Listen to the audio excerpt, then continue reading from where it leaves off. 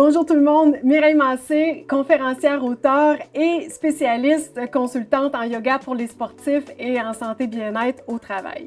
Je vous propose aujourd'hui un thème spécial, c'est-à-dire la récupération, mais pas nécessairement la récupération en fin de journée, les périodes de récupération qu'on peut installer ici et là dans la journée pour vraiment nous aider à atteindre nos objectifs. Alors, vous savez, mon thème, le livre Yoga pour sportifs, atteignez vos objectifs en bougeant autrement. Donc, le terme « bouger autrement » est intéressant parce que ce que je vous propose, c'est vraiment de faire des pauses actives, des pauses de récupération dans les entraînements que vous faites ou pendant la journée. Ce que ça va permettre, c'est vraiment de vous donner une pause physiquement. Entre autres, quand on fait de la course, on sait que l'impact à chaque pas est quand même au moins 3 fois le poids. Donc, de prendre une pause marche, il y a plusieurs théories là-dessus, mais on sait maintenant que de prendre une pause ne serait-ce que de 20 à 30 secondes pendant une course, ça peut vraiment nous aider, surtout en entraînement, de faire ces petites pauses-là. Ça va amener un peu une diminution du rythme cardiaque. Ça va nous aider à relâcher un peu les tensions qui s'accumulent avec l'impact au sol. Même chose si vous faites des sports dans lesquels vous avez besoin de beaucoup d'attention.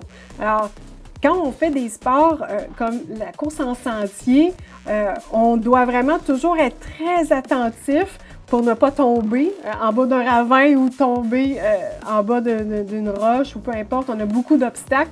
Donc, cette attention-là, elle va diminuer avec le temps. Prendre une pause pour s'arrêter, marcher un peu, c'est super important, surtout si vous faites quelque chose sur une longue durée. Si vous faites des randonnées pédestres, vous marchez pendant plusieurs heures, pendant une journée, vous allez, comme présentement, tout le monde va faire les 5 monts, on va marcher pendant plusieurs heures sur une longue période, de faire des pauses actives. Ce que ça pourrait être, c'est d'arrêter et de faire des pauses de yoga. Et oui, je suis quand même sophistiquée dans mes thèmes. Rappelez-vous, 5 minutes de yoga par jour, mais le 5 minutes, il peut être à l'extérieur, il peut être dehors, il peut être dans un bel endroit, vous arrêtez, vous marchez, vous trouvez un endroit super intéressant avec un beau paysage, mais vous arrêtez et vous pourriez faire une petite séquence de yoga avec quelques mouvements que vous aimez, qui vont vous faire du bien, qui vont diminuer la tension, peut-être des mouvements comme les flexions ou quelques extensions pour vous aider à relâcher au niveau du dos. Même chose si vous êtes un travailleur actif, parce qu'on le sait, on travaille, on a une famille, on s'entraîne.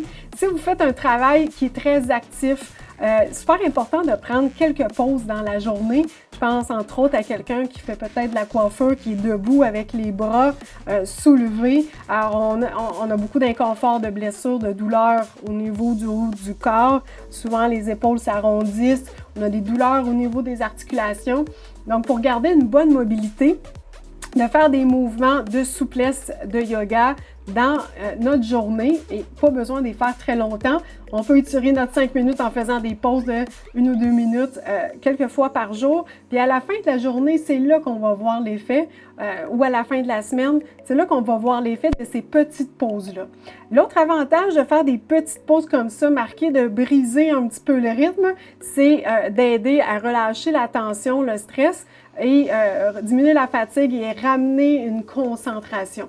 Alors, si on veut être bien concentré, si on fait des sports comme le vélo de montagne, il faut être toujours très, très actif, toujours aguerri à qu'est-ce qui se passe dans notre environnement. De faire une pause, ça va vraiment nous aider à ramener une bonne concentration.